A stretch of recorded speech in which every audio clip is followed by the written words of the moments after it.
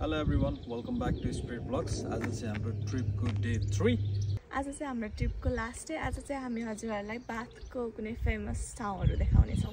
आजको प्यासेन्जर चाहिँ म र ड्राइभर चाहिँ चेन्ज भएको छ. Woohoo, let's go.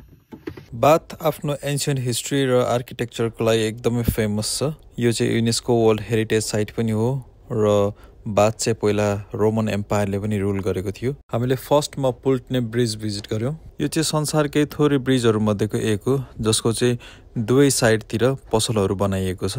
यो ब्रिज आफ्नो आर्किटेक्चरल इम्पोर्टेन्सको लागि पनि एकदमै फेमस छ. यसको तल्लो साइडमा भने एउटा ठूलो पार्क छ र त्यसपछि हामीले हेर्यौं बाथ हेभी. हामीले बाथ हेभी चाहिँ बाहिरबाटै हेर्यौं जुन चाहिँ एकदम ठूलो चर्च हो.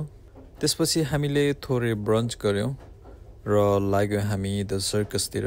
द सर्कसमा चाहिँ एउटा ठूलो सर्कुलर लन छ जसलाई चाहिँ जर्जियन टाउन हाउसहरुले सर्कुलर वेमा नै सराउन्ड गरेको छ.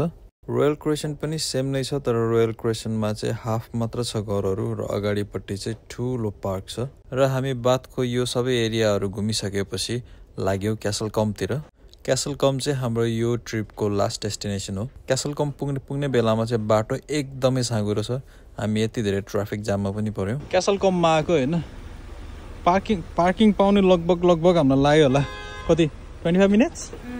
हामीले यो हाम्रो ट्रिपमा चाहिँ इंग्ल्यान्डको गाउँ एरियाहरु घुम्ने ट्राई गरिरहेका छौं. अहिले चाहिँ हामी क्यासल कम घुम्दै छौं भने यो क्यासल कम चाहिँ इंग्ल्यान्डको प्रिटिएस्ट भिलेज हो र यहाँ चाहिँ धेरै मुभी शोहरु र मुभी पनि शूट भएको ठाउँ हो. र यो थियो हाम्रो ट्रिपको लास्ट डेस्टिनेसन. त्यसपछि हामी फर्क्यौं घर. Finally back home. Guys, finally. Oh, it was a long journey. बीचमा ड्राइभर स्विच भएको कसैलाई थाहै भएन. थाहा दिनुहुन्न.